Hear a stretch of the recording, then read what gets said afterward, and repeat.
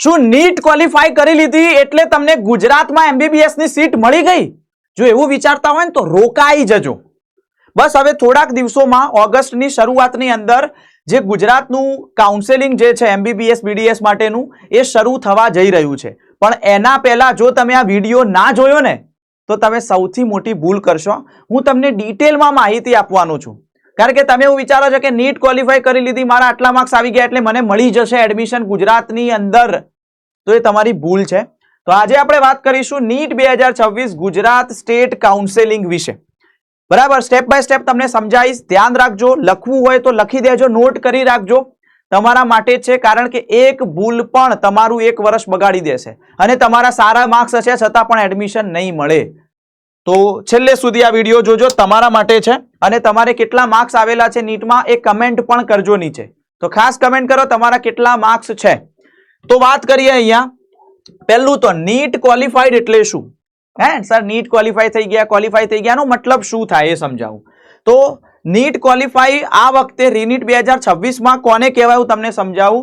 Open OBC EWS category છે, તમારા marks 213 કરતા વધુ છે અથવા 213 છે તો તમે નીટ ક્વોલિફાઈ કરી કહેવાય.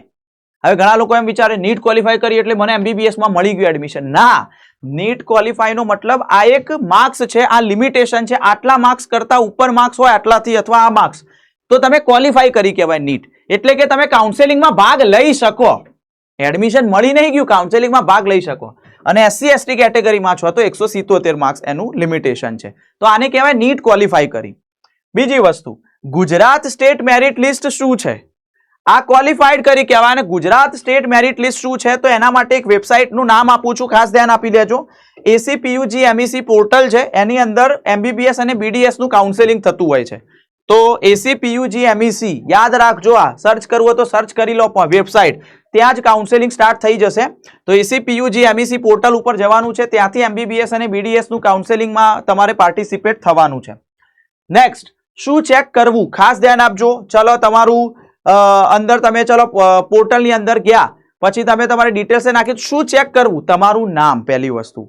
સ્પેલિંગ મિસ્ટેક ના હોવી જોઈએ. મેરિટ રેન્ક, તમારું જે રેન્ક અંદર બતાવે છે મેરિટમાં જે રેન્ક છે એ, તમારી કેટેગરી ઓપન છે, ઈડબ્લ્યુએસ છે, ઓબીસી છે, એસસી છે કે એસટી છે. ડોમિસાઇલ, આ ડોમિસાઇલ પહેલી વસ્તુ તો બધાને જરૂર નથી પડતી હોતી. ગુજરાત બહારના છે પણ ગુજરાતમાં રહી રહ્યા છે અને એની અંદર છે, બરાબર, તો એમને ડોમિસાઇલની જરૂર પડે છે. ડોમિસાઇલ એટલે કે પ્રૂફ કરવાનું કે તમે આ સ્ટેટની અંદર છો, તમે રહો છો, બરાબર, તમારું સરનામું, એ બધું પ્રૂફ કરવા માટે ડોમિસાઇલ, એટલે જે તેને લાગતું વળગતું હોય કઢાવી દેજો. એલિજિબિલિટી સ્ટેટસ, કે તમે એલિજિબલ છો કે નહીં, એટલે મેં કીધું એમ 213 ના 177 વાળો જે આગળ ક્વોલિફાઈંગ વાળો એલિજિબલ છો કે નહીં એ જોઈ લેવાનું. ડોક્યુમેન્ટ્સ વેરીફાઈડ છે કે નથી એ ખાસ જોજો. તમારે જે તમે જે ડોક્યુમેન્ટ અપલોડ કરો છો એ વેરીફાઈ છે કે નહીં, એમાં કોઈ ભૂલ તો નથી આવી ને, તો એ ખાસ જોજો, એરર ના હોવી જોઈએ. બીજું, ગુજરાત કાઉન્સેલિંગ ક્યાંથી થાય છે યાદ રાખજો.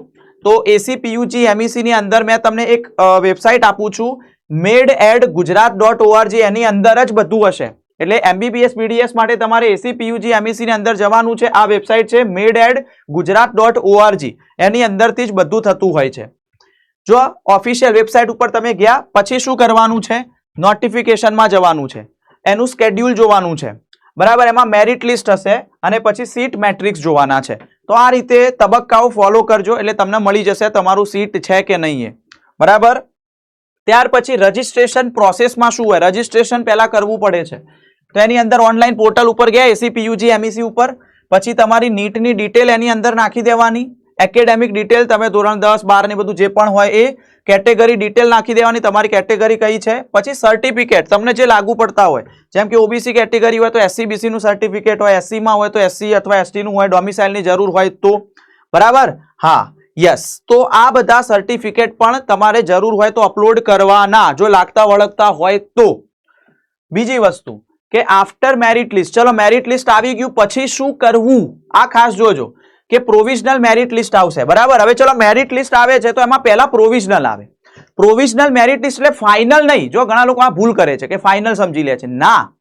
પ્રોવિઝનલ મેરિટ લિસ્ટ તમારે ચેક કરવાનું. એમાં કોઈ પણ તમને ડિટેલમાં લાગતું હોય કે આ ભૂલ છે તો ત્યાં તમે સુધારી શકો છો. અને એકવાર પ્રોવિઝનલ ની અંદર બધું પૂરું થઈ ગયું પછી ફાઇનલ મેરિટ લિસ્ટ આવે, એમાં સુધારો વધારો ના થાય, ફાઇનલ મેરિટ લિસ્ટ. એટલે પ્રોવિઝનલ નો મતલબ એમ થાય એક ચેક કરવા માટે તમને આપેલું છે, જેમાં કોઈ ભૂલ હોય તો તમે ત્યાં એને રિપોર્ટ કરી શકો છો, અને પછી ફાઇનલ મેરિટ લિસ્ટ આવે. ચોઇસ ફિલિંગ કરવાનું. હવે ચલો આ થઈ ગયું, પછી ચોઇસ ફિલિંગ આવે. તો વધુ હવે ચોઇસ ફિલિંગમાં ઘણા બધા વિદ્યાર્થીઓ ભૂલ કરે છે કે ખાલી 10 કાં તો 15 કોલેજો જ સિલેક્ટ કરે છે, બરાબર, અથવા તો એવું કહે છે કે ભાઈ મને તો સુરત અથવા તો બીજે મેડિકલમાં મળવાનું નથી, તો હું એ શું કામ સિલેક્ટ કરું, હું નીચેથી જ કરું. ના યાર, ટોપ કોલેજો તમારી ડ્રીમ કોલેજના પહેલા જ રાખો. એ નહીં મળે તો આપોઆપ એ પાછળ મૂકતું જશે, પણ તમે પહેલેથી જ છેલ્લે એવું કામ સ્ટાર્ટ કરો છો. પહેલા ડ્રીમ કોલેજો મૂકો, અને હું તો કહું 25-30 કરી જ નાખો. હા, ઓછામાં ઓછી એટલી કોલેજો કરી જ નાખવાની. એમાં પહેલી ડ્રીમ કોલેજ રાખવાની, બીજું તમને લાગે કે ભાઈ આ કોલેજમાં મને મળે પછી એ કોલેજ વચ્ચે સેટ કરો, અને ત્રીજું સેફ જે મળતી હોય લાગે ભાઈ આ તો મળી જ જશે, પછી એ ત્રીજા નંબરમાં પ્રાયોરિટી એને આપો, અને છેલ્લા નંબરે જે કોલેજ તમને નથી ગમતી અથવા એનું એટલું બધું નામના નથી, બરાબર, પ્રસિદ્ધિ નથી, એના છેલ્લે રાખો. સમજ્યા? તો કોલેજો વધુ સિલેક્ટ કરો, આ ભૂલ ના કરતા. બરાબર, ડ્રીમ કોલેજ પહેલા જે વાત કરીએ. પછી અહીંયા વાત કરી લઉં તમને કે ગવર્મેન્ટ વર્સિસ સેલ્ફ ફાઇનાન્સમાં શું ફરક છે, બરાબર. હવે ઘણા વિદ્યાર્થીઓના જીક્યુ, એમક્યુ ને એનક્યુ નો ખબર મતલબ નથી હોતું, કારણ કે શોર્ટ ફોર્મમાં લખ્યું હોય છે. જીક્યુ એટલે ગવર્મેન્ટ કોટા, જીક્યુ નો મતલબ થાય ગવર્મેન્ટ કોટા. એમક્યુ એટલે મેનેજમેન્ટ કોટા, જેમાં ફીસ હાઈ હોય છે. એનક્યુ એટલે એનઆરઆઈ કોટા, જે બહારનું કોઈ પર્સન હોય ફોરેનનો, બરાબર, એના માટે છે, એનઆરઆઈ હોય, બરાબર. પછી રાઉન્ડ સ્ટ્રેટેજીની કઈ રીતે હોય છે. હવે ઘણા વિદ્યાર્થીઓ ફર્સ્ટ રાઉન્ડ પડે ને એમાં ના મળે એટલે ગભરાઈ જાય, હે મને તો ના મળ્યું. અરે ના, તમને પહેલા રાઉન્ડમાં ના મળ્યું તો તમે બીજા રાઉન્ડમાં પાર્ટિસિપેટ થો, બીજામાં ના મળ્યું ત્રીજા મોપઅપ રાઉન્ડમાં પાર્ટિસિપેટ થાઓ યાર, એમાં ગભરાશો નહીં.